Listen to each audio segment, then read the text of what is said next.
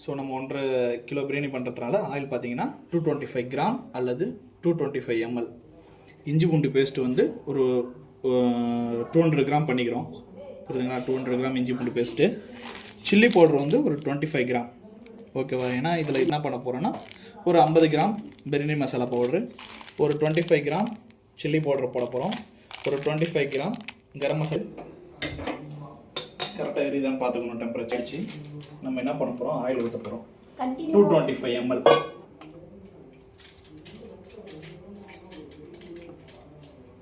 Okay, இப்போ 225 பட்டை லவங்கம் சோம்பு கிராம்பு ஏலக்காய் இதெல்லாம் போடுறோம். பூ போல் தூவணும். அதோட ஃப்ளேவர் இப்போ வரும் பாருங்கள், செம்மையாக இருக்கும். ஆனால் உங்களுக்கு ஃப்ளேவர் காமிக்க முடியாது, ஏன்னா அது பொரியறதை தான் காமிக்க முடியும். அது புரியுது பாருங்கள், அதுதான் அதோட ஃப்ளேவரு.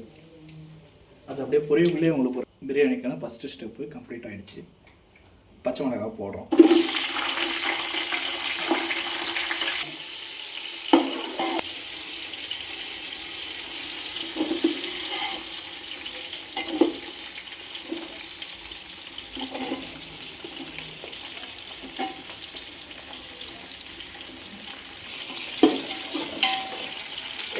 இப்போ நம்ம வெங்காயம் போட்டு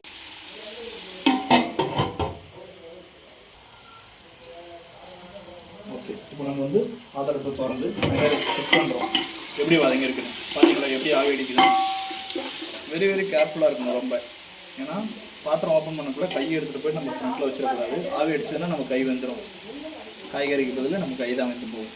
ஸோ நம்ம வெரி வெரி கேர்ஃபுல்லாக இருக்கணும்.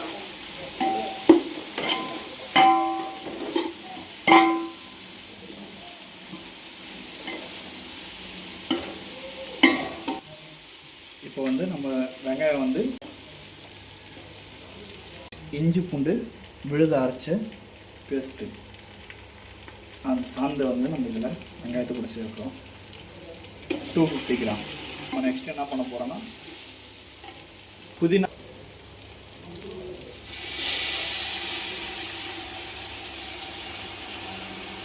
வாட்டர் இல்லாமல் கரெக்டாக நம்மளோட புதினா கொத்தமல்லி வதங்கி இருக்கும்னு நினைக்கிறேன். ஓகே, இது நம்ம நெக்ஸ்ட் என்ன பண்ண போகிறோன்னா தக்காளி.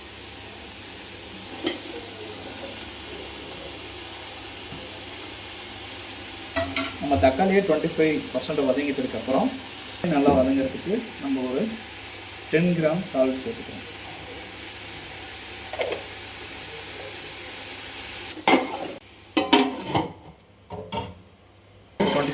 குக் ஆகிடுச்சு. ஸோ நெக்ஸ்ட்டு நம்ம மசாலா, வெஜிடபிள், மஷ்ரூம்,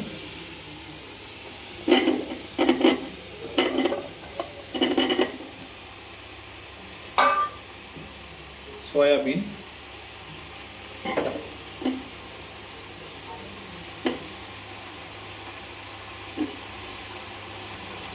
உப்பு 60 கிராம் உப்பு, 10, 20, 30, 40, 50 பிரியாணி மசாலா ஆட் பண்ணுறோம்.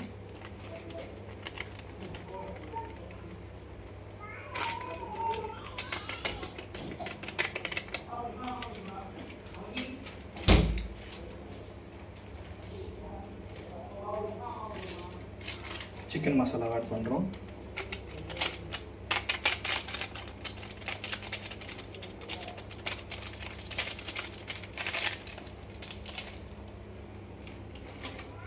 கரம் மசாலா,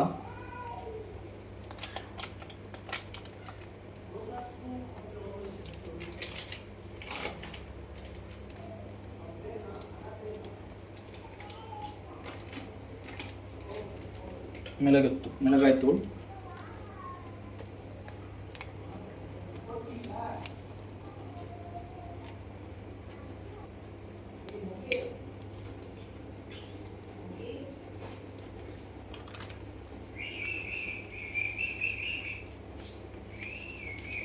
மிக்ஸ் பண்ணலாம்.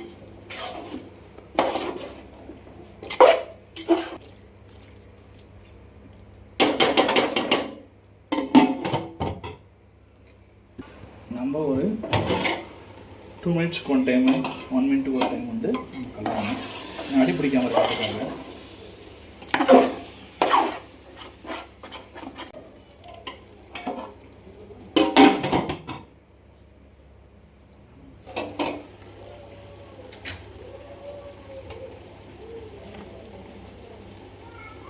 இது அப்படியே இருக்கட்டும்.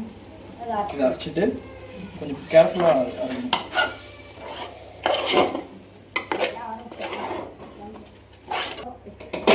ஃப்ளேவர் சூப்பராக இருக்கும், பிரியாணியோட ஃப்ளேவர்.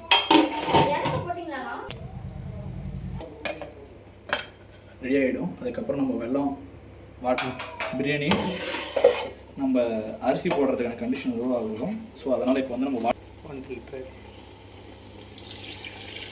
3.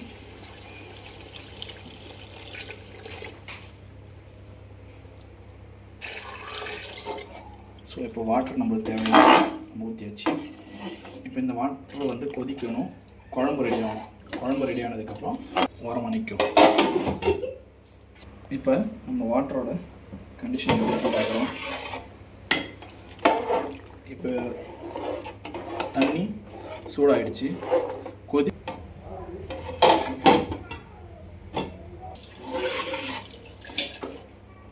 இதுக்கு வந்து இன்னும் கொதிக்க வேண்டிய டைம் ஸ்பெண்ட் பண்ணோம். இன்னும் ஒரு 2 நிமிஷம் வெயிட் பண்ணோம்.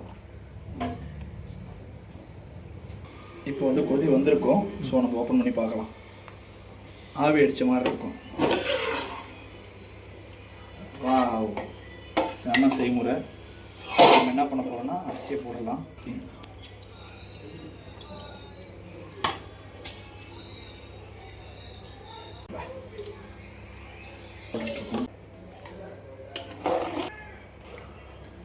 நம்ம பிரியாணி வந்து கலர்றதுக்கும் ஸ்ட்ரக்சர் இருக்குது. நம்ம குழம்பு கலர மாதிரி கலரக்கூடாது. சைடில் தான் நம்ம கரண்டி போட்டு எடுத்து மிக்ஸ் பண்ணி போடணும். ஏன்னா அடி பிடிக்காமல் இருக்கிறதுக்காக தான் நம்ம அப்படி பண்ணுறோம்.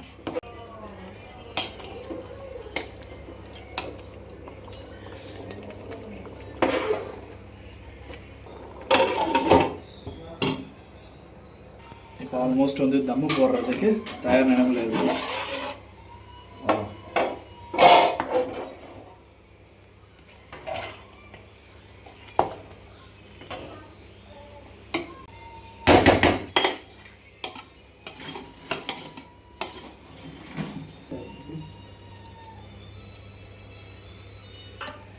கலரிங்க்காக நம்ம வந்து போகிறோம். மேலே ஒரு வெயிட் பாத்திரத்தை வைக்கிறோம்.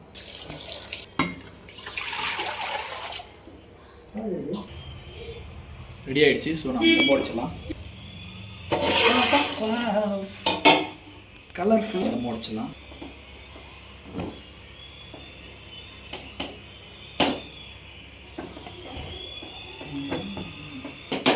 நம்ம இப்போ பிரியாணி ரெடி ஆயிடுச்சு.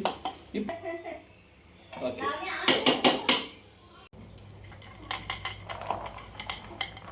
வா வா வா, என்ன ஒரு கொட்டு.